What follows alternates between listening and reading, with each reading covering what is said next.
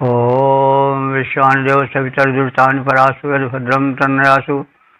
ओम भद्रं कर्णेभिः शृणुयाम देवा भद्रं पश्येमाक्षिभिर्यजत्रा श्रीरंगैस्तु शुभांशुस्तनूर्भिः व्यसेमहि देवहितं यदायुः। वेद प्रेमियों सुधे श्रोताओं संप्रति हम सब ऋग्वेद के षष्ठ मंडल के 52वें सूक्त के 10वें मंत्र की व्याख्या में प्रवेश करने जा रहे हैं।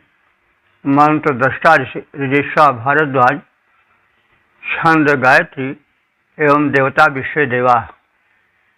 शीर्षक है यज्ञ के विस्तारक विश्व देव। अब संबंधित मंत्र का सर्वप्रथम सत्सर पाठ हो जाए। विश्वे देवादता व्रधरतघरहवनश्रदाः जुषन्तान्यज्ञं पजाः। इस 10वें मंत्र में यह बताया गया है कि जो देव हैं वो यज्ञ कर्म के, सत्य के संवाहक हैं, उसे परिपूर्ण करने वाले हैं। इसलिए वे यज्ञ में आवाहित हैं। जो हव्य द्रव्य है और जो गव्य मिश्रित है, गव्य कहते हैं गाय के दुग्ध, दधिघृत आदि को, तो उससे युक्त जो हविष्यान्न है उसे वे ग्रहण करें। तो एक बात हमें ध्यान रखना चाहिए कि उपासना पद्धति जो ऋग्वेद की है वो अग्नि के प्रज्वलन के पश्चात अग्नि में आहुति प्रक्षेपण, आहुति डालने और वेद मंत्रों से दिव्य शक्तियों का, देवों का आवाहन करने, उनसे अपने अभीष्ट प्राप्त करने, उनके गुण कर्म की प्रशंसा करने, स्तुति करने से संबंधित होता था। तो हमें उस वातावरण में बैठ करके मंत्रार्थ करना चाहिए। जैसे पूजा पद्धतियाँ बदलती रहती हैं। आजकल लोग मंदिरों में जाते हैं, मस्जिदों में जाते हैं, गुरुद्वारों में जाते हैं, गिरजाघरों में जाते हैं, वहाँ अपने अपने ढंग से स्तुति करते हैं। तो उस युग में अग्नि प्रज्वलन और आहुति प्रक्षेपण के साथ सारे कर्म होते थे और उसके साथ ही साथ जो दिव्य शक्तियां हैं, अग्नि है, पवन है और आदित्य हैं, वायु हैं, पृथ्वी हैं, अंतरिक्ष हैं, ये सभी तो दिव्य शक्तियां हैं। इन्हीं से संसार बना है, इन्हीं से प्राणियों के शरीर भी बने हैं पंच तत्वों से।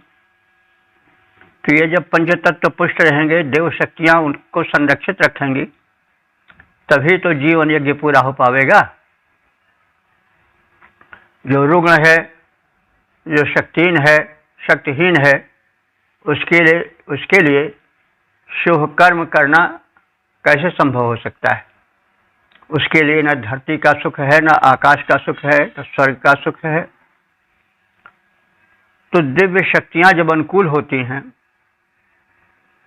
विशेष करके वैदिक शक्तियां जो कि प्रकृति में निहित हैं, तो जीवन स्वस्थ, सुखद और संपूर्णता से युक्त होता है। तो एतदर्थ प्रार्थनाएं की जाती हैं, क्योंकि प्रार्थना एक धर्म का विशिष्ट अंग है। बिना प्रार्थना के, बिना निवेदन के कोई चीज नहीं मिल पाती है। निवेदन करना पड़ता है, तभी कोई वस्तु उपलब्ध हो पाती है। सामान्य व्यवहार की बात है। तो इसलिए प्रार्थना पूर्वक निवेदन दिव्य शक्तियों से करना चाहिए। और जो आवाहित है, बुलाया गया है, उसका सत्कार, उसका प्रशंसन होना भी चाहिए। तो इसी भूमिका में हम वैदिक अर्थ को देखेंगे तो सब समझ में आता जाएगा।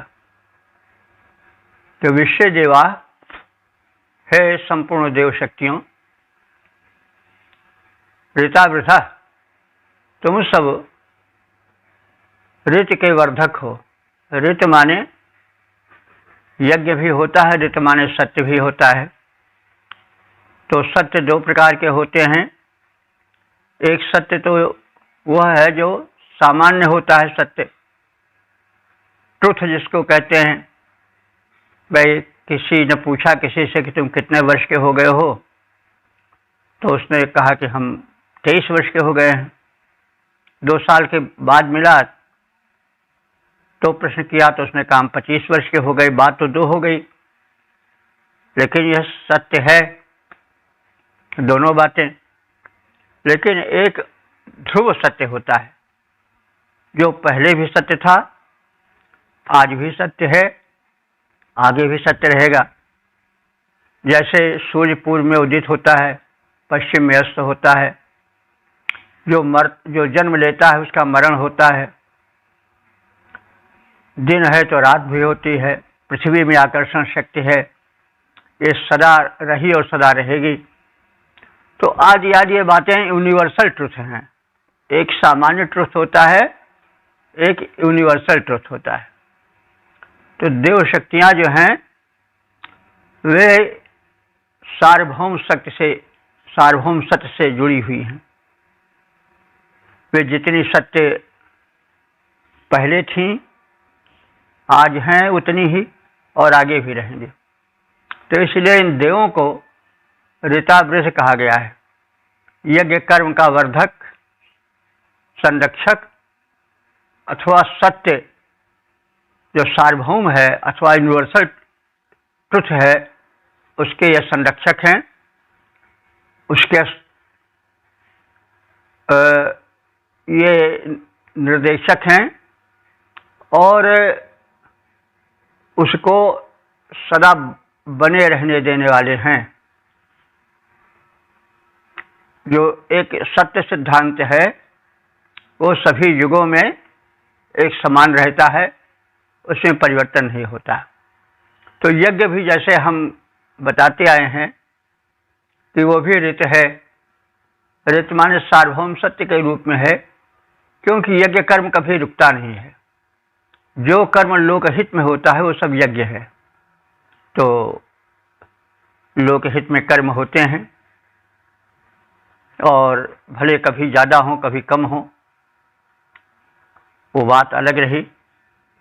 और जो प्रकृति में यज्ञ हो रहा है वो तो निरंतर है। सूर्य प्रकाश देकर के यज्ञ कर्म कर रहा है, पृथ्वी धारण करके यज्ञ कर्म कर रही है, आकाश अथवा मेघ वर्षा करके अपना यज्ञ कर्म कर रहे हैं।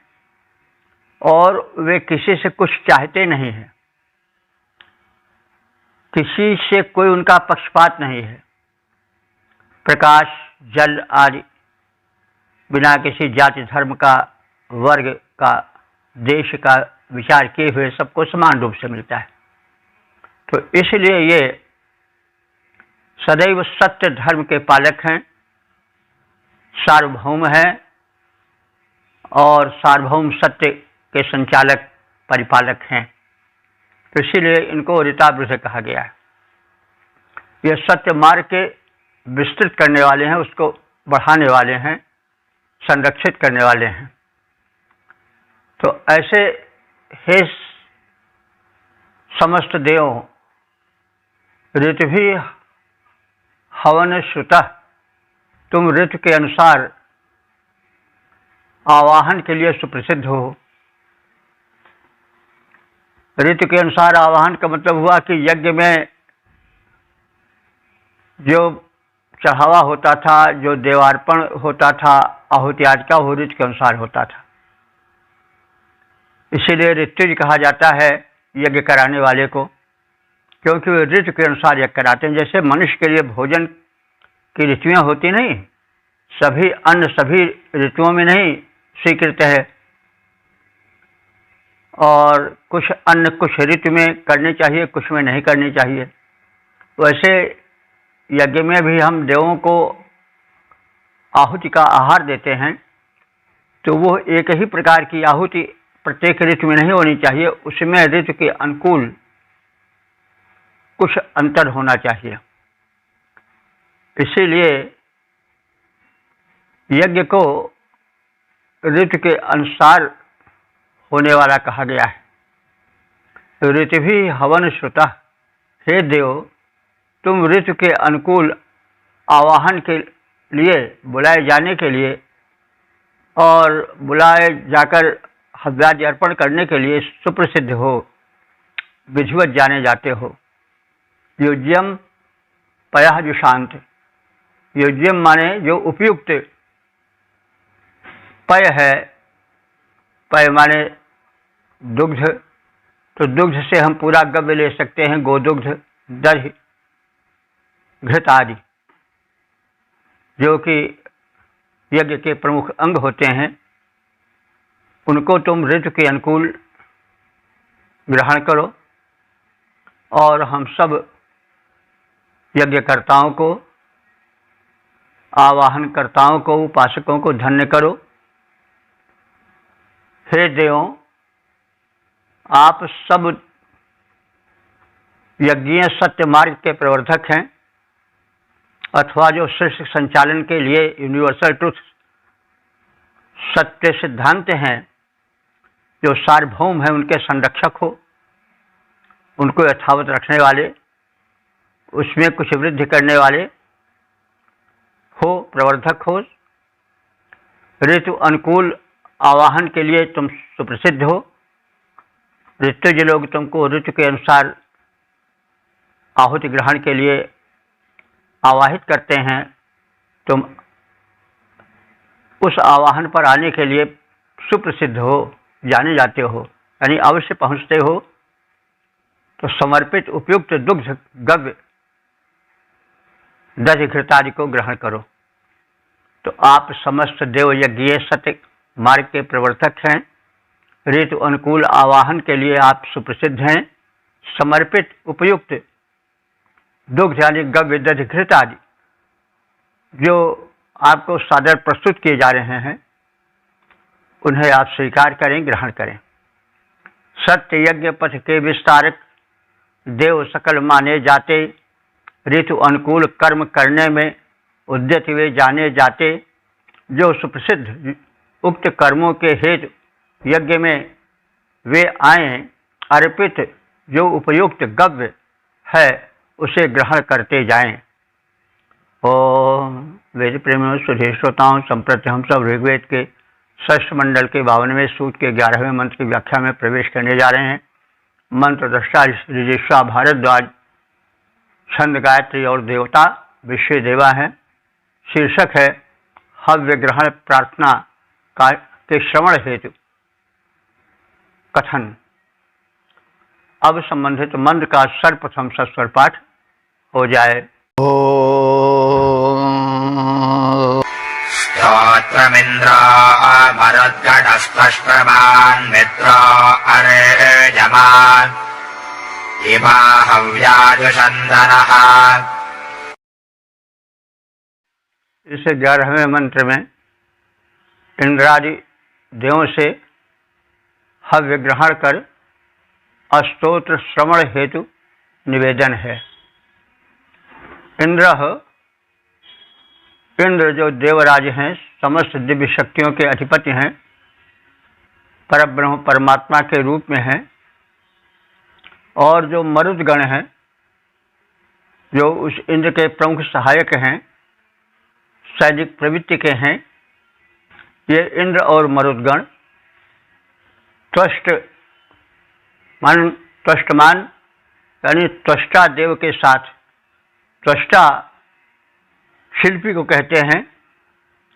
तो दिव्य शक्तियों में त्वष्टा देव शिल्पी का कार्य करते हैं। जैसे यह संसार बड़ा रंग बिरंगा है, कितनी खुशबू वाले, कितने रूप रंग वाले फल फूल हैं, उनमें कितनी कारीगरी है, कितना वैविध्य है। एक ही भूमि पर आम का फल है, बगल में मिर्च का फल है। अब ऐसी उस त्वष्टा की, शिल्पी की कलाकारिता है कि उसी स्थान से वह मधुर फल देता है आम का, उससे स्थान से मिर्च का कटु फल देता है। दोनों प्रकृति में, रूप रंग में भिन्न है। तो इस प्रकार से हम एक कला, एक शिल्प देखते हैं और ध्यान से देखें तो फिर मुग्ध हो जाएं। कैसी अजब है तेरी कारीगरी सरकार। तो वो शक्ति जो सृष्टि में वैभिन्न लाती है, रंग बिरंगापन लाती है, वो शिल्पी शक्ति त्वष्टा नाम से वेदों में कही गई है। तो इंद्र, मरुदगण और त्वष्टा देव तथा मित्र और अर्यमा देव, मित्र और अर्यमा सूर्य के ही नाम है। आदित्य मंडल में आते हैं, 12 आदित्यों में। और सूर्य के गुण के अनुसार इनका नामकरण कर दिया गया है सब सूर्य ही के रूप। तो मरुदगण इंद्र, देवाधिपति देव, त्वष्टा देव, मित्र और अर्यमा देव, न इमा हव्या जुषंत, ये सभी देव हम सबके द्वारा प्रस्तुत इमा, इस हव्या माने हव्यान्न को, जुषंत माने सेवन करें, ग्रहण करें। इंद्र, मरुदगण, देवशिल्पी त्वष्टा, मित्र और अर्यमा देव हमारे अर्पित हव्यान्न को ग्रहण करें और स्तुति मंत्र सुने। इंद्र, मरुद, अर्यमा, मित्र, त्वष्टा, सुर सारे। इंद्र, मरुद, अर्यमा, मित्र, त्वष्टा, सुर सारे हव्य ग्रहण कर सुने सकल स्तोत्र हमारे। ओम। वेद प्रेमियों, सुधी श्रोताओं, संप्रति हम सब ऋग्वेद के 6ठ मंडल के 52वें सूक्त के 12वें मंत्र की व्याख्या में प्रवेश करने जा रहे हैं। मंत्र दृष्टा ऋषिजिह्वा भारद्वाज, छंद गायत्री, देवता विश्व देवा और शीर्षक है अग्निदेव से देवों के आवाहन हेतु प्रार्थना। अब संबंधित मंत्र का सर्वप्रथम सस्वर पाठ हो जाए। ओम। इमन्ना अग्ने अध्वरं भातर्वयनशाय च चिकित्सान् दैव्यञ्जनम्। इस 12वें मंत्र में अग्निदेव से प्रार्थना है कि वे यज्ञ मर्यादा को ध्यान में रखकर देवताओं की महत्ता के अनुसार उनका यजन पूजन करें, हव्यादि अर्पण करने में सहायक हों, यज्ञ का विधिवत संपादन करें। होता अग्नि, होता माने आवाहक, देवों को बुलाकर यज्ञ में लाने वाले, हे हित में अग्रगण्य अग्नि देवता। अग्नि का अर्थ होता है जो अग्रगण्य हो। तो अग्नि तो सदैव शुभ काम में आगे रहते हैं। कोई शुभ काम हो तो चाहे दीप प्रज्वलन के रूप में, चाहे आहुति के रूप में, यज्ञ वेदी में उन्हें प्रज्वलित किया जाता है, आहुति आदि दी जाती है। तो अग्नि देवता सदैव शुभ कर्मों में आगे रहते हैं, इसलिए उनको अग्नि कहा जाता है। और वे होता इसलिए हैं, होता माने आवाहक, दिव्य शक्तियों के आवाहक माने जाते हैं, क्योंकि उनके द्वारा दिव्य शक्तियों को यज्ञ भाग प्रदान किया जाता है। उन्हीं के माध्यम से देवता यज्ञ भाग पाते हैं, देव शक्तियाँ उन्हीं से पुष्ट होती हैं। सीधे अर्थ में कहें तो हम कह सकते हैं कि जब आहुति आज होती है तो अग्नि देवता ही, जितने अन्य देवता हैं वायु, जल, आकाश, पृथ्वी, ये सब उनसे पुष्ट होते हैं, प्रदूषण रहित होते हैं, दिव्य होते हैं। तो अग्नि इस सब के माध्यम है। तो अग्निदेव को इसीलिए अग्नि कहा जाता है क्योंकि हित में आगे रहते हैं वे, इसलिए अग्नि कहलाते हैं। तो होता अग्नि, हे देवों को यज्ञ में बुलाकर लाने वाले अग्रगण देवता, न इमम अध्वरम, न हमारे हम सबके, इमम अध्वरम, इस अध्वर को, अध्वर कहते हैं हिंसा रहित यज्ञ को। हमेशा याद रखिए कि यह एक बीच में आ गया कि यज्ञों में आहुति के रूप में पशुवध भी होने लगा। यह पुरोहितवाद के हावी हो जाने के कारण हुआ, उसके कारण है, कभी हमने बता भी दिया है, कभी अवसर आवेगा बतावेंगे। लेकिन अध्वर शब्द के बार बार प्रयोग से सिद्ध होता है कि ऋषि मानवीय दुर्बलता को समझते थे कि मनुष्य बड़ी जल्दी बहक जाता है, इसलिए उसने यज्ञ को हिंसा रहित बनाने के लिए सदैव अध्वर शब्द प्रयोग किया है। ध्वर माने हिंसा होता, अध्वर माने जिसमें हिंसा न हो। हम मन से भी किसी को कष्ट न पहुंचाएंगे, क्योंकि हम मन से भी अगर किसी को कष्ट पहुंचाते हैं तो वो भी हिंसा है। तो जहां मन से भी कष्ट न पहुंचाने की बात हो, वहां किसी का बलिदान करना, किसी की गर्दन काट देना, पशु की, पक्षी की या मनुष्य की, यह कैसे हो सकता है। ऋषि जानता था मानवीय दुर्बलता को, इसलिए जहां अवसर पाता था, हम देखते आ रहे हैं कि यज्ञ के लिए अध्वर शब्द प्रायः प्रयुक्त हुआ है। तो हे अग्निदेव, न इमम अध्वरम, हमारे इस हिंसा रहित यज्ञ में दैव्यम जन्म चिकित्वान, देवजनों को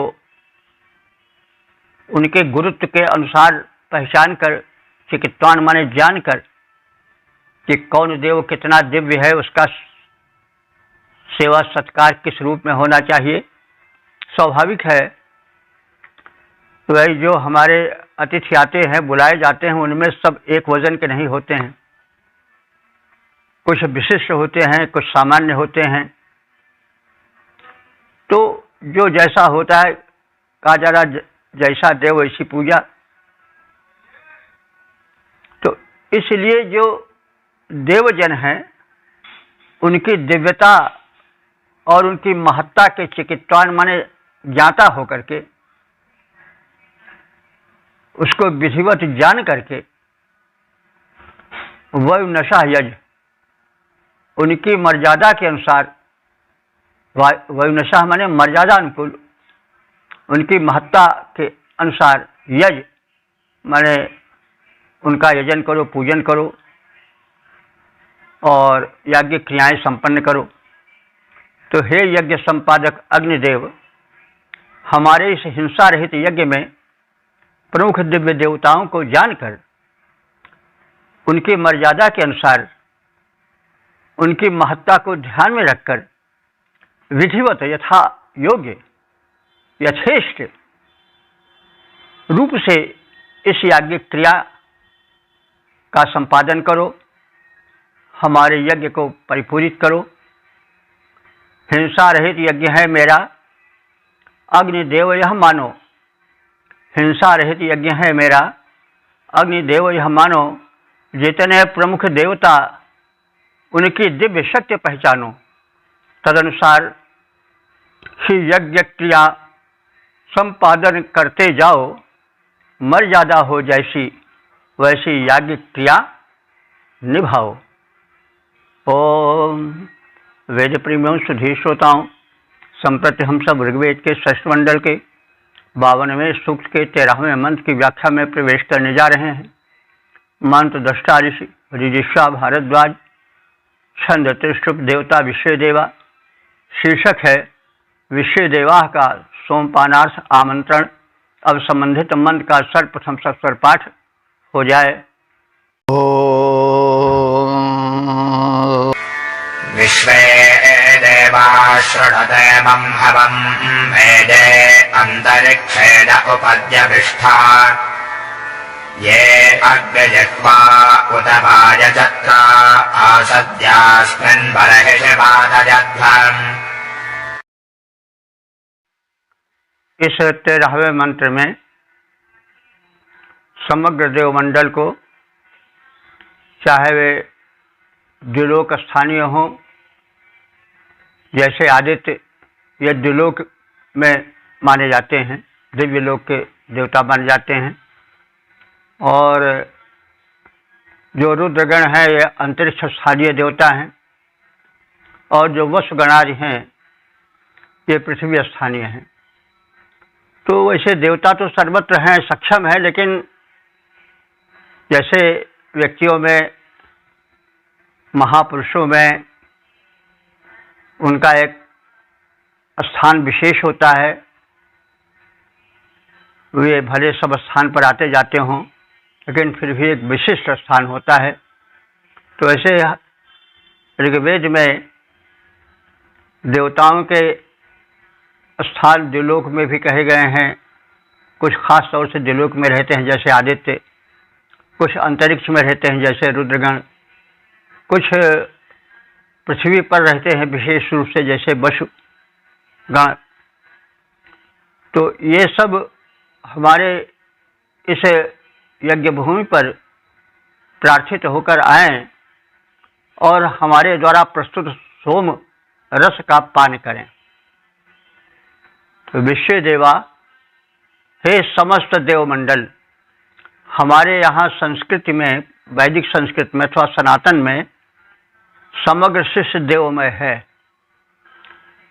और यह बड़ा स्वाभाविक भी है। हम भेदभाव करते हैं और किसी को बड़ा ऊंचा, किसी को बड़ा नीचा मान लेते हैं, किसी से बहुत प्रेम, किसी से घृणा करते हैं। तो यही संघर्ष का कारण है। तो सो अनन्य अस जाहि के मति न टरत हनुमंत, मैं सेवक सचराचर रूप राशि भगवंत। जिधर देखता हूँ उधर तो ही तू है, न तेरी सी खुशबू न तेरी सी बू है। तो जित देखो तित तू। तो अंत में दिव्य दृश्य जब होती है, जब ज्ञान आ जाता है, तो सा जगत सकले कोयम अद्वैतवादा सर्वम खलिदम ब्रह्म की भावना उत्पन्न हो जाती है। ये साधना की चरम स्थिति है और यही सत्य भी है। इसी संदर्भ में हमारे यहाँ सर्वत्र देवों का निवास माना गया है। कोई भी भूमि ऐसी नहीं है जहाँ के देव न हो, और सृष्टि में विभिन्नता है, इसलिए विभिन्न स्थानों पर विभिन्न प्रयोजनों के, विभिन्न वस्तुओं के संरक्षण के लिए भिन्न भिन्न देवता हैं, जो कि वैज्ञानिकता लिए हुए है। और इस पर डट जाना कि केवल एक ही स्थान पर कोई देवता बैठा है, यह वैदिक भावना के अनुकूल नहीं है। यद्यपि वेद में भी ये कहा गया है कि एकम सद विप्रा बहुधा वदंती, सत्य एक है और उसको भिन्न भिन्न रूपों में विद्वद्गण कहते हैं, लेकिन जो कुछ है वो सब उसी का प्रचार है। जैसे शरीर में न जाने कितने अवयव हैं, लेकिन सब मिला करके मनुष्य है। तो हम अलग अलग भी कहते हैं, एक भी मानकर चलते हैं। तो सत्य तो यही है, इसमें भ्रमित होने की आवश्यकता नहीं है। तो एकता में अनेकता है, ये शिष्य का सत्य सिद्धांत है। सब वस्तुएं यानी अनंत है, अनेक रूपों में बटी हैं, भिन्न भिन्न तत्व उनमें हैं, लेकिन सब मिला करके एक ही तत्व से विकसित हुई। जैसे एक वृक्ष है, मूल में एक है, लेकिन उसमें तना है, शाखा है, पत्ते हैं, फल फूल हैं, सब भिन्न भिन्न है, पत्तियां हैं, पल्लव हैं, लेकिन सब मिला करके है क्या? एक वृक्ष।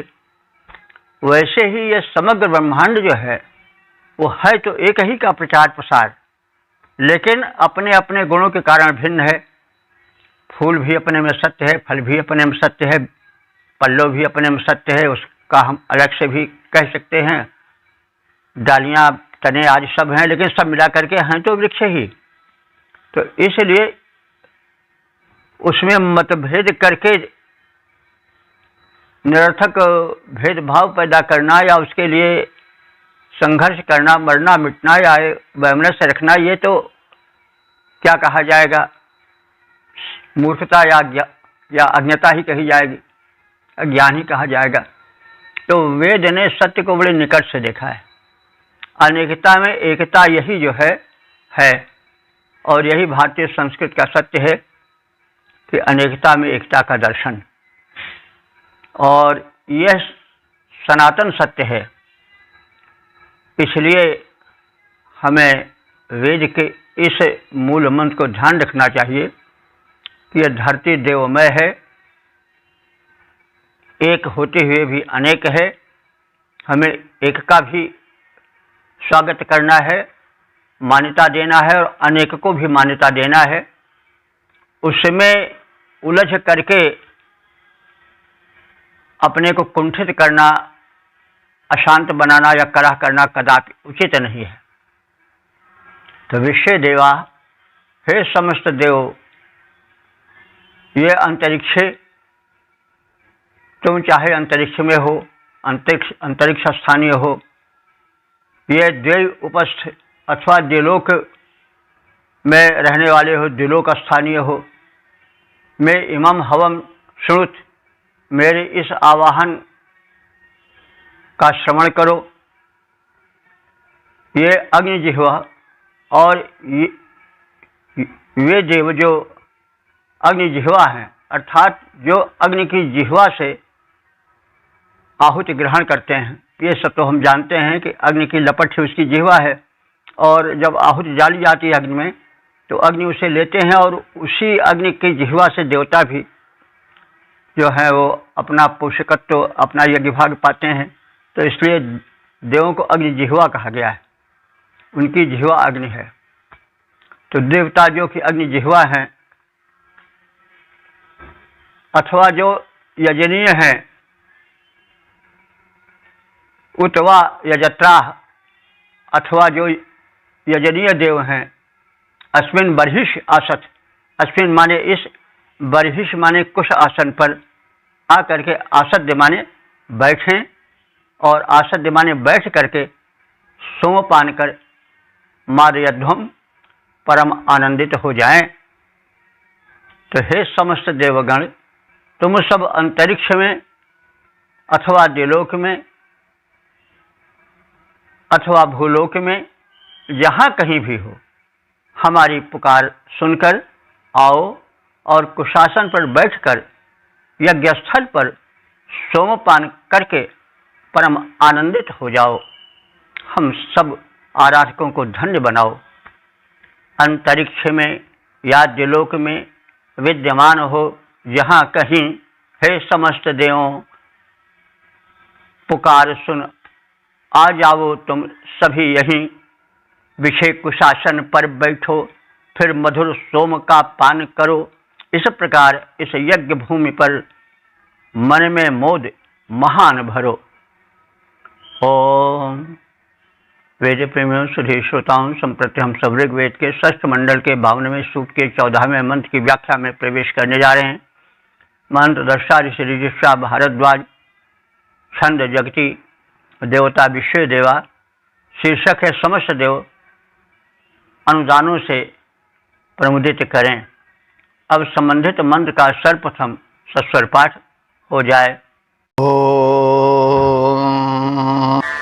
विश्वे देवा मम शृण्वन्त यज्ञजा उभे रोदसी अपान्नवा च मन्वात् माभो वचांसि परिचक्ष्याणि वाचं शुम्भेष्विद्वो अन्तमामदेवा। इस 14वें मंत्र में समस्त देवों के आवाहन, उनके द्वारा स्तुति सुनने और निंदात्मक वचनों से, निंदित कर्मों से उपासक को दूर रखने की प्रेरणा भरें। स्तुति सुने, यह तो भक्ति है, लेकिन भक्ति में कुछ बाधक तत्व भी होते हैं। जब हम संसार को परमात्मा का रूप मानते हैं तो हम निंदा करते हैं तो परमात्मा की ही निंदा करते हैं। तो इसलिए निंदा सबसे बड़ा पाप है। तुलसीदास जी ने भी कहा है कि परम धर्म श्रुति विदित अहिंसा, पर निंदा सम अघ न गरिंसा। गरिंसा माने गरिष्ठ बढ़कर, दूसरे की निंदा से बढ़कर के कोई दुष्कर्म नहीं है। तो निंदित कर्मों से, निंदा भरे वचनों से हमारी रक्षा करें, क्योंकि निंदा जो है वह एक नकारात्मक प्रस्तुतिकरण है, जिससे नकारात्मक ऊर्जा का वर्धन होता है, जो किसी में निराशात्मक विचार उत्पन्न करता है। इसलिए निंदा ठीक नहीं है, क्योंकि निंदा जो है वह नकारात्मक विचार अथवा निराशा भरे वातावरण को पैदा करने वाला होता है, शुभ कर्मों में बाधक बनकर आता है। हम प्रशंसा करते हैं तो कोई आगे बढ़ता है, अगर किसी की निंदा करते हैं तो जैसे अंकुर को काट दिया जाए वैसे होता है। तो निंदा जो है बहुत बड़ा पाप है, और जब सब उसी का रूप है तो किसकी निंदा करते हो? सब सर्वम खलुदम ब्रह्म, तो फिर किसकी निंदा, किसकी स्तुति? तो ज्ञान की परिपक्व अवस्था में सब एक हो जाता है। वहाँ पर निंदा स्तुति उभय सम, ममता मम पद कंज, वहाँ सब समान हो जाता है। माना अपमानो निंदा स्तुतियों, गीता का जो एक साम्य योग है, जहाँ हानि लाभ समम कृत्वा मानापमानो जया जयु, जहाँ समत्व आता है वही समत्वम योग उच्यते, वही समत्व ही योग है। क्योंकि दुखों का निपटारा या दुखों से मुक्ति समत्व में ही मिलती है। जब हम भेदभाव छोड़ देते हैं, अच्छे और बुरे दोनों को समदृष्टि से देख करके यथानुकूल यथा स्थिति आचरण करते हैं, तो वही जो है दिव्य दृष्टि है। अब सत्य तो बड़े पर्दे में रहने वाला बड़ा गूढ़ तत्व है, लेकिन समत्व की दृष्टि का अभ्यास करना चाहिए, क्योंकि संसार में जड़ चेतन गुण दोष में विश्व कीन करतार, संत हंस गुण गहन पे परिहरि वारी विकार। तो भाई संसार में परस्पर विरोधी गुण है, विरोधी धर्म है, जीना उसी में है। तो जो कुछ है अच्छा है, हमारे अनुकूल है, उसको ग्रहण करें। यहाँ विष भी है, अमृत भी है। तो कहाँ विष है, कहाँ अमृत है, कहाँ अच्छाई है, कहाँ बुराई है, इसको पहचानना ही तो विवेक है। तो इन्हीं सब बातों की अभिव्यक्ति इन मंत्रों में भी की गई है कि विश्व देवा, हे समस्त देवों, सचराचर सृष्टि में व्याप्त दिव्य शक्तियों, यज्ञा, हे पूजनीयो, उभय रोदसी, और हे दोनों रोदसी माने द्युलोक और भूलोक, तुम दोनों, तथा अपाम नपात, अपाम नपात कहते हैं अग्निदेव को, क्योंकि ये जल के पुत्र हैं, यानी जल में विद्युत रूप में रहते हैं और जल से विद्युत उत्पन्न होती है, और विद्युत भी एक अग्नि है, तो इसलिए अग्नि को अपाम नपात कहा गया है। वे जल के पुत्र अथवा पौत्र हैं, उसी परंपरा में हैं। तो अपाम नपात यानी, तो पहले किसको कहा गया कि विश्व देवा, हे समग्र देवमंडल, हे पूजनीयो, हे द्युलोक और भूलोक के रूप में व्याप्त देव, तथा हे अपाम नपात जल पुत्र अग्निदेव, तुम सभी मम मन्म शृण्वन्तु। मम माने मेरे, मन माने मननीय स्तोत्रों को, स्तुति मंत्रों को, शृण्वन्तु माने सुनो। परिचक्षाणि वचांसि वह मा वोचम। परिचक्षाणि माने निंदा से भरे हुए वचन, वचांसि वचन, वह मा वोचम, तुम्हारे सम्मुख हम न कह सकें, यानी हम किसी की निंदा न करें। वह सुमनेषु अंतमा इत मदेम, वह माने तुम सबके, सुमनेषु माने सुखप्रद विचारों में, अंतमा इत मदेम, अंतमा माने उसके अंतर में, यानी उसके भीतर रहकर, यानी शुभ विचारों में रहकर, मदेम माने आनंदित हों, यानी हम शुभ विचारों के लोक में विचरण करें और उसमें मदेम माने आनंदित रहें। मतलब निंदा भरे वचन न कहें और तुम्हारे छत्र छाया में रह करके, तुम्हारे सुखप्रद अनुदानों में रह करके मदेम प्रसन्न बने रहें। पृथ्वी लोक, द्युलोक निवासी समग्र देव एवं अग्नि समेत समस्त पूजनीय देव शक्तियाँ हमारे द्वारा प्रस्तुत श्रेष्ठ स्तुति मंत्रों का, प्रार्थनाओं का, स्तुतियों का श्रवण करें। हे देवों, हम तुम्हारे समक्ष निंदा भरे वचन न बोलें, यानी हम निंदित वचन का उच्चारण कभी न करें, यानी हम निंदा से दूर रहें, क्योंकि पर निंदा सम अघ्न गरिंसा, लोकनायक तुलसीदास जी ने भी कहा है कि निंदा के समान बड़ा कोई पाप नहीं है। तो हम निंदित वचनों से दूर रहें और तुम्हारे विचारों एवं प्रदत्त अनुदानों से हम प्रमुदित रहें। तुम्हारे विचारों माने तुम्हारा विचार क्या है, तुम लोक के लिए अपने को समर्पित किए हो। जितने देव हैं वे सब लोक के हित में समर्पित हैं और बदले में कुछ नहीं चाहते हैं। तो इसी प्रकार से हमारा जीवन लोकहित में अर्पित रहे, केवल देने का विचार रखे, लेने का विचार न करे। मिलेगा तो अपने आप ही, लेकिन आसक्ति में उलझना ठीक नहीं है।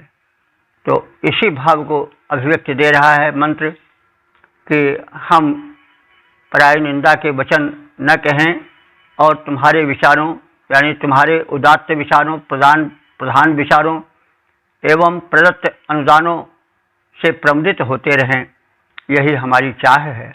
धरा गगन पावक समेत जो पूजनीय सुर सारे, धरा गगन पावक समेत जो पूजनीय सुर सारे, सुने सभी अर्पित सप्रेम जो हैं स्तोत्र हमारे, कहें न निंदा वचन हम तुम्हारे। कहें न निंदा वचन तुम्हारे, सम्मुख कभी सुजान, प्रमुदित होते रहें सदा पाकर तेरे अनुदान। ओम वेद प्रेमियों सभी श्रोताओं, संप्रति हम सब ऋग्वेद के षष्ठ मंडल के 52वें सूक्त के 15वें मंत्र की व्याख्या में प्रवेश करने जा रहे हैं। मंत्र दशार श्री जीषा भारद्वाज, छंद त्रिष्टुप देवता विश्व देवा। शीर्षक है सुख एवं पूर्णायु प्रदान हेतु प्रार्थना। अब संबंधित मंत्र का सर्वप्रथम सस्वर पाठ हो जाए। ये केचिज्मा महिनो अहिमायादिवाजग्निरे अपां सधस्थे ते अस्मभ्यविषये विश्ववायुः क्षप उश्रावरिपश्यन्तु देवाः। इस 15वें मंत्र में देवों से निवेदन है कि वे यज्ञ स्थल पर आवें और प्रार्थनाएं सुने, यथेष्ट वांछित सुख प्रदान करें और सुखोपभोग हेतु दीर्घायु प्रदान करें। ये जो कोई देवता हैं जिनमें जमा माने पृथ्वी, आधा जौ माँ जमा, ये जो देवता हैं जिनमें जमा माने पृथ्वी हैं और जो पृथ्वी पर रहते हैं वे देव, दिवा जो दिलोक में रहते हैं वे देव, अपाम सधस्थे जो अंतरिक्ष में रहते हैं वो देव, महीना हिमाया वे महीना माने अपने व्यापक महान, माया माने शक्ति से युक्त होकर के यज्ञ इस यज्ञ भूमि पर प्रकट हों। ते देवा वे प्रकटित देव, अस्मभ्यम हम सब उपासकों के लिए, क्षपा कहते हैं रात्रि को, उस्राह कहते हैं सवेरे, मतलब रातों दिन, हमें इषय वरिवस्यन्तु इष्ट सुख और अन्न आदि प्रदान करें और विश्वम आयु, विश्व माने संपूर्ण, आयु माने अवस्था, यानी 100 साल की संपूर्ण अवस्था मानी जाती है। तो ये सब देव हमें संपूर्ण 100 साल की स्वस्थ पूर्ण आयु प्रदान करें। तो द्विलोक, भूलोक और अंतरिक्ष लोक में विशिष्ट रूप से रहने वाले सभी देवगण अपने महान कर्म शक्तियों से युक्त होकर इस यज्ञ भूमि पर प्रकट हों, आगमन करें और हम सबके निमित्त वे देव दिनों रात सुख प्रदान करते रहें, हमें सुखोपभोग हेतु पूर्ण आयु दें, स्वस्थ पूर्ण आयु दें, ताकि हम वांछित सुखों का पूर्णतया उपभोग कर सकें। तो हैं त्रिलोक में कर्म शक्ति से युक्त देव जो सारे, हैं त्रिलोक में कर्म शक्ति से युक्त देव जो सारे, हों साक्षात प्रकट वे सम्मुख सारे देव हमें अहर्निश देव प्रवर सब सुख यों देते जाएं, दे दीर्घायु वांछित सुख सब भोग ताकि हम पाएं।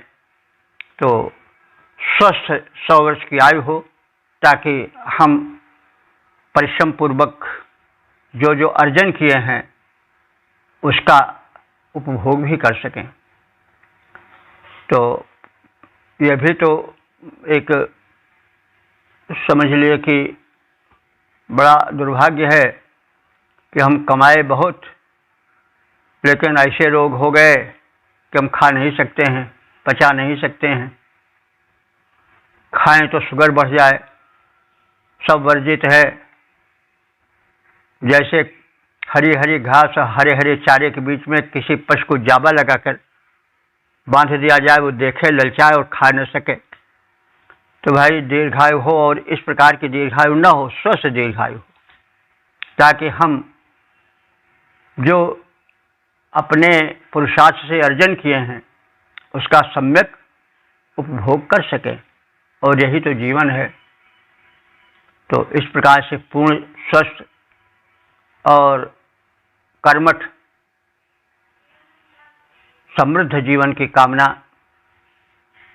इन मंत्रों में की गई है। यही वैदिक दर्शन है।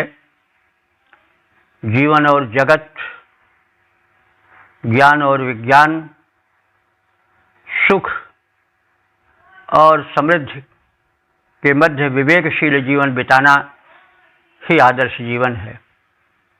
इसी की व्याख्या मंत्रों में है। और देव शक्तियाँ इसमें सहायक हैं कि जो देव शक्तियाँ ही रूठती हैं तभी रोग होता है, तभी शोक होता है। अरे यह है क्या भाई, पंच तत्व है, जब बिगड़ गया कोई तत्व तो रोग हो गया। और पंच तत्व है क्या, यही सब तो देवता है, जल क्षिति पावक गगन समीर, यही सब, इन्हीं सब से तो शरीर बना है, यही देवता हैं। ये जब रूठ जाते हैं शरीर रुग्ण हो जाता है। इसलिए हम इनके महत्व को समझें, इनके संदेश को समझें, सुने और सुखोपभोग करें, पूर्णायु प्राप्त करें, 100 वर्ष के और स्वस्थ पूर्णायु प्राप्त करें। यही तो जीवन है।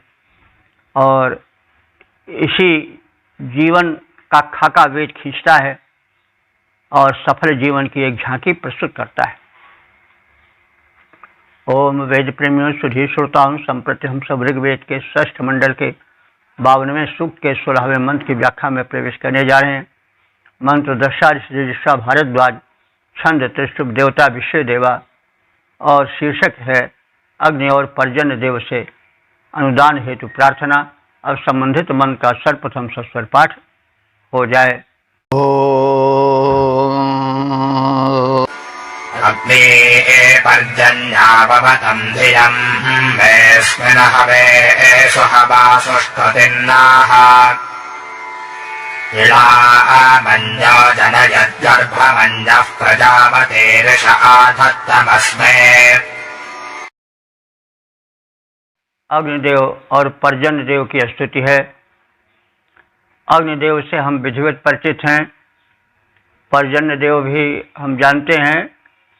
पर्जन्य वास्तव में बादल को कहते हैं जो जल वृष्टि करते हैं, इन्हें पर्जन्य कहा जाता है। तो इनमें देवत्व वास है।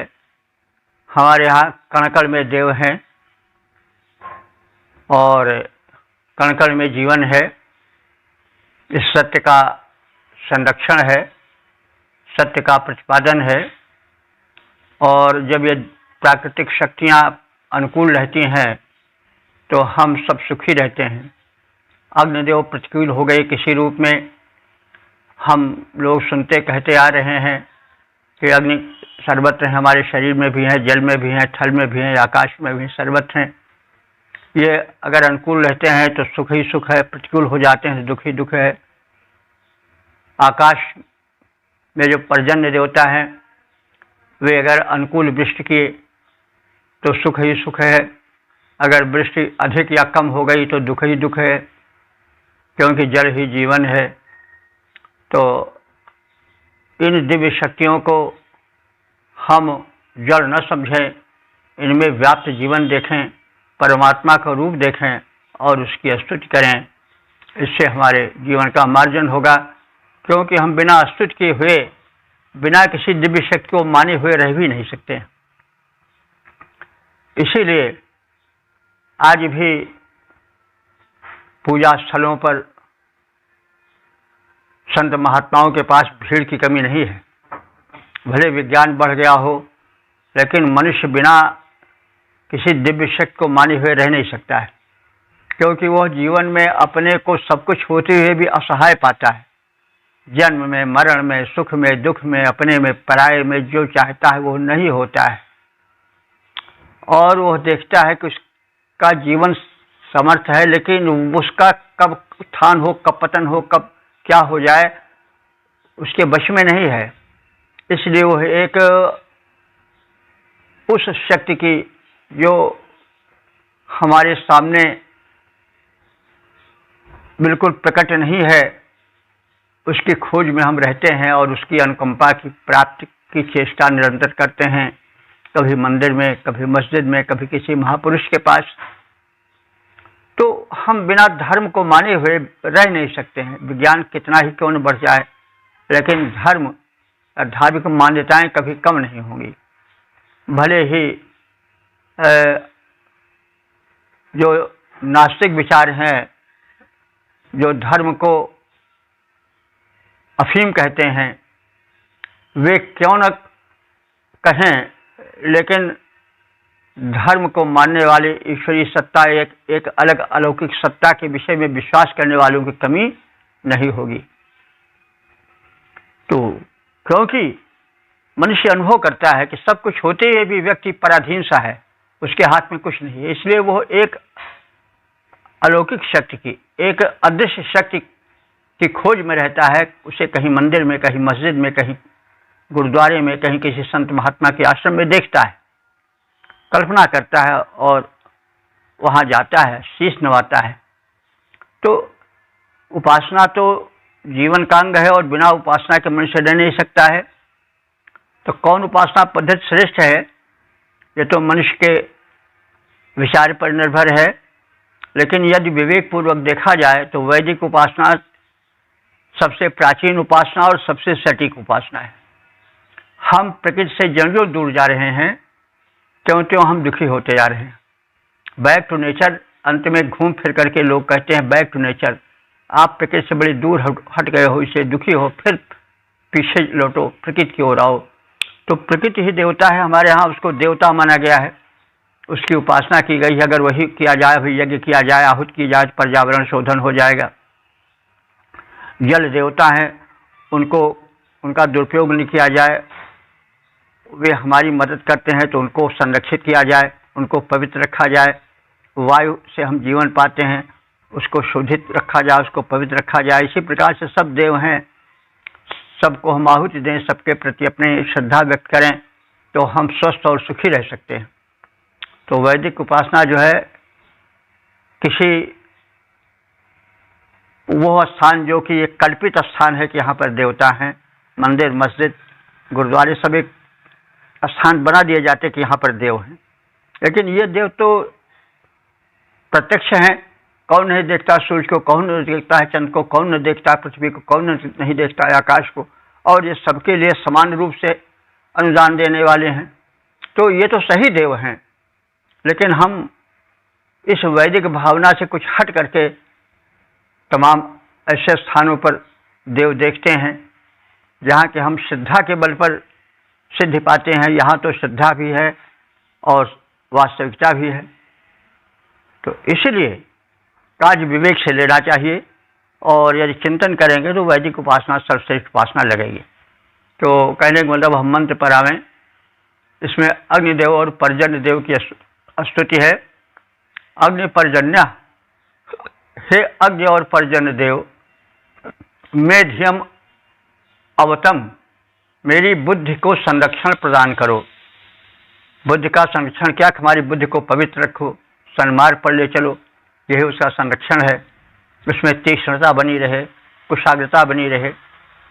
और सुहवा, सुहवा माने सुंदरता से आवाहनीय, हे देव, अस्मिन हवे, हमारे इस आवाहन में, न सुस्तुतिम, न हमारे हम सब की, सुस्तुति माने सुअस्तुतिम, सुंदर स्तुति को सुनो, और अन्य राम जनयत, अच्छा ऐसे सुनो। और अब प्रार्थना की जा रही है कि हे अग्निदेव और हे पर्जन्य देव, तुममें, अन्य माने अग्निदेव के बाद पर्जन्य आवेंगे, तुममें दूसरे अर्थात पर्जन्य देव, मेघ देवता, अन्न के उत्पादन करता है। स्पष्ट है कि जब मेघ बरसते हैं, जल बरसता है, तभी वनस्पतियाँ उगती हैं, बढ़ती हैं, तभी फसलें उगती हैं, उनमें फल फूल लगते हैं। तो हे अग्नि और पर्जन्य देव, तुम में अन्न माने दूसरे अर्थात पर्जन्य देवता जो हैं, वो इडाम जनयत, धरती में अन्न को उत्पन्न करते हैं, अन्नदाता हैं।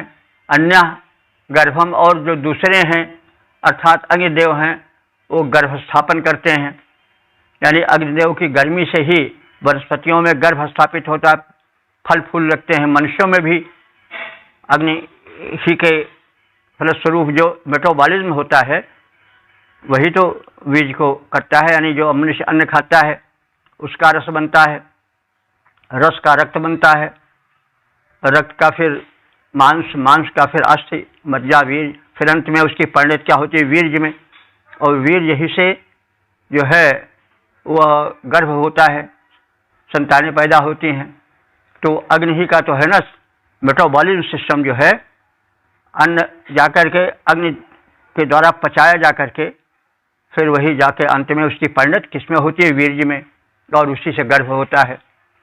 तो हे दोनों देव, तो इनमें से एक देव जो पर्जन्य है वो तो धरती में अन्न उत्पादन के साधक बनते हैं वृक्ष आदि के माध्यम से, और दूसरे जो हैं अग्नि देवता वे प्राणियों में गर्भ धारण कराते हैं। और तुम दोनों प्रजापति ईशा, हम सबको संतानें दो, और ईशा माने अन्न दो, अस्मयाधत्तम, हम सबको विधिवत प्रदान करो। तो हे अग्नि और पर्जन्य देव, हमारी बुद्धि को संरक्षण प्रदान करो। हे आवाहनीय देव अग्नि और पर्जन्य, हमारी स्तुतियाँ सुनो। तुम में से एक यानी पर्जन्य देवता तो अन्न प्रदाता हैं, और दूसरे यानी तुम अग्निदेव जो हो वो संतान प्रदायक हो। तुम प्रसन्न होकर हमको अन्न सहित उत्तम संतान प्रदान करो, पोषक अन्न दो, श्रेष्ठ संतान वीर संतानें दो। हे अग्नि और पर्जन्य, हमारी मति को रक्षण दान करो। तुम आवाहन योग्य हमारी स्तुतियों पर ध्यान धरो।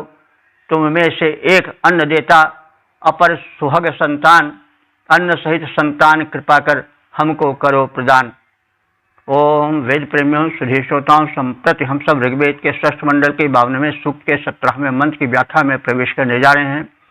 मंत्र दृष्टा ऋषि रजिस्ट्रा भारद्वाज, छंद त्रिष्टुप, देवता विषय देवा, और शीर्षक है आहुति ग्रहण हेतु आमंत्रण। अब संबंधित मंत्र का सर्वप्रथम सस्वर पाठ हो जाए। ओम समिधाने अग्नौ सोक्तेन महानमसा विभासे अस्मिन्नो अद्य विदथे जजत्वा विश्वे देवा हविषिमादयध्वम्। 17वें मंत्र में जो समापन का मंत्र है उसमें यज्ञीय वातावरण में देवों से आहुति ग्रहण करने हेतु प्रार्थना है। हे देवों, वर्हिष अस्तीर्णे, वर्हिष माने कुशासन, अस्तीर्ण माने फैला दिए जाने पर, यानी जब कुशासन विस्तार पूर्वक बिछा दिए गए हों तब, और अग्नौ संविधाने, जब अग्नियां संविधान माने प्रदीप्त हो जाए, यानी जब यज्ञवेदी में अग्नि प्रज्वलित हो जाए। मनसा महासूक्तेन आ विवासे, मन से बड़े सूक्त बोलकर यज्ञ कर्म प्रारंभ हो जाने पर, मनसा माने जब मन पूर्वक दत्तचित्त होकर के, महासूक्तेन माने महान सूक्तों स्तुति मंत्रों द्वारा, आविवाद से उनके उच्चारण से यज्ञ कर्म प्रारंभ हो जाए तब, यजत्रा विश्व देवा, हे यजनीय पूजनीय समस्त देवों, अद्य अस्मिन नह विदथे, आज अस्मिन इस नह माने हम सबके विदथे माने यज्ञ कर्म में, हविष मादयध्वम, हविष माने हवि के सेवन द्वारा, मादयध्वम माने आनंदित हो जाओ। तो हे देवताओं, जब हम आसन बिछा चुके हों तुम्हारे आसीन होने हेतु, जब यज्ञवेदी में अग्नि प्रदीप्त हो चुके हों, जब प्रेम पूर्वक स्तोत्र पढ़े जाने लगें और जब यज्ञ कर्म विधिवत प्रारंभ हो जाए तब हे दिव्य देवताओं, तुम सब हमारे यज्ञ कर्म में आहुतियां ग्रहण करने और सप्रेम आहुति ग्रहण कर आनंदित हो जाओ और हम सबका कल्याण करो। जब कुश के आसन बिछ जाएं, जब कुश के आसन बिछ जाएं, प्रज्वलित अग्नि भी हो जाएं, जब मंत्र पाठ प्रारंभ हो चलें, यज्ञ शुरू जब हो पाएं, ऐसे शुभ अवसर पर तुम सब आवो हे पूज्य देवताओं, हम सबकी आहुति ग्रहण करो, आनंदित तुम सब हो जाओ। इस प्रकार से यज्ञ में देवताओं का आवाहन,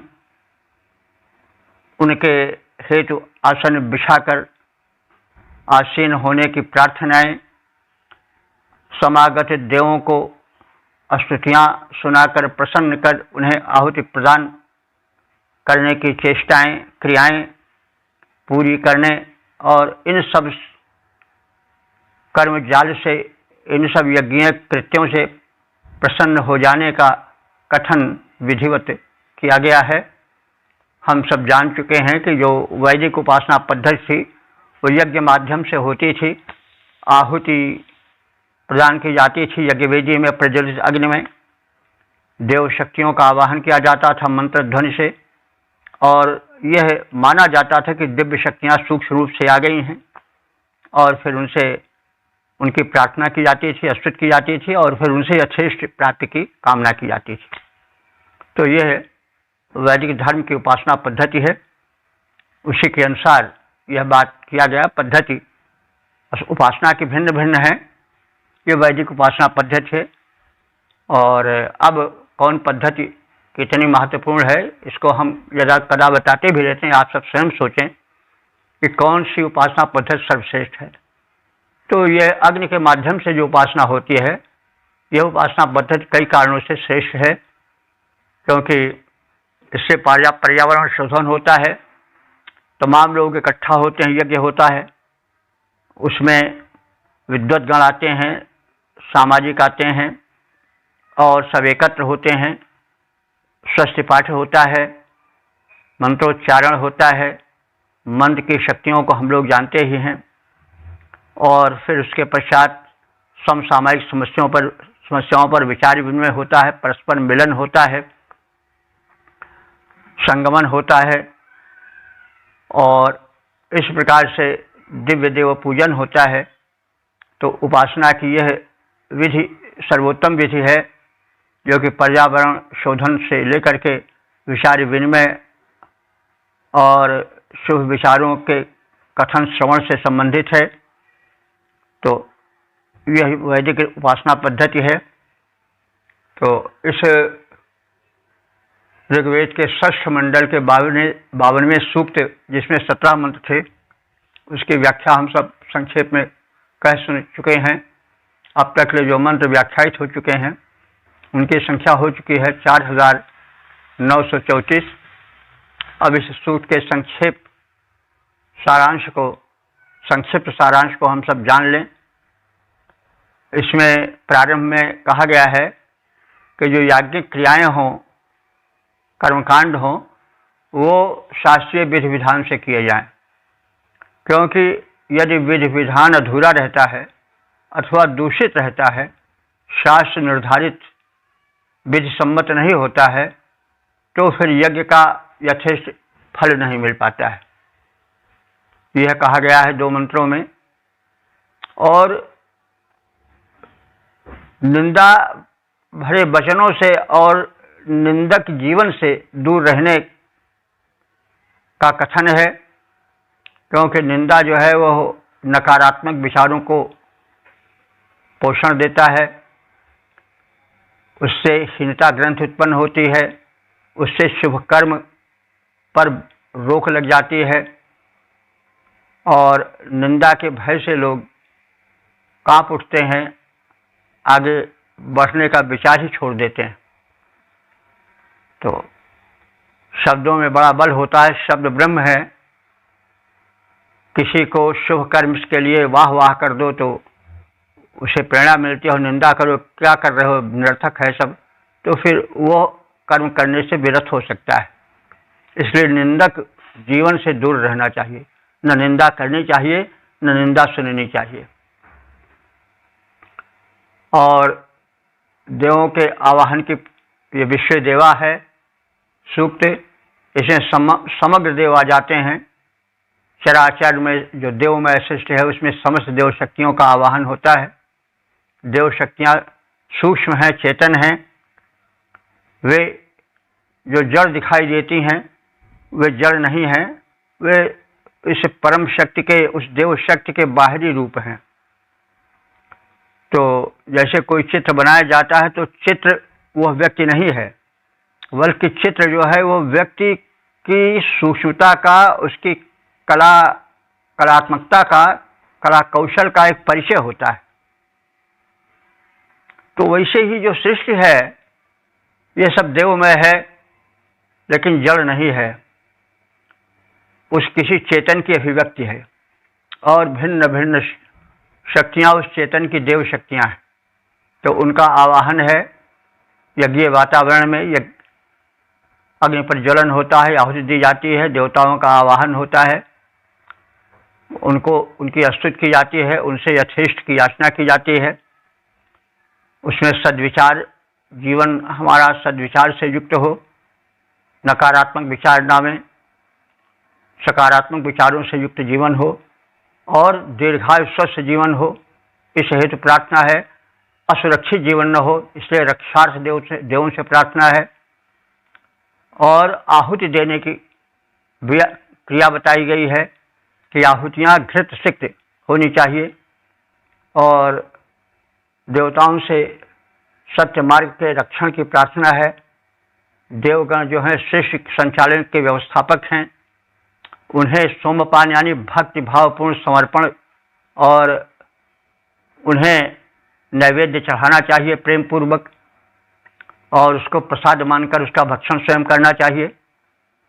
देवों से सुखी और समृद्ध जीवन की कामना है।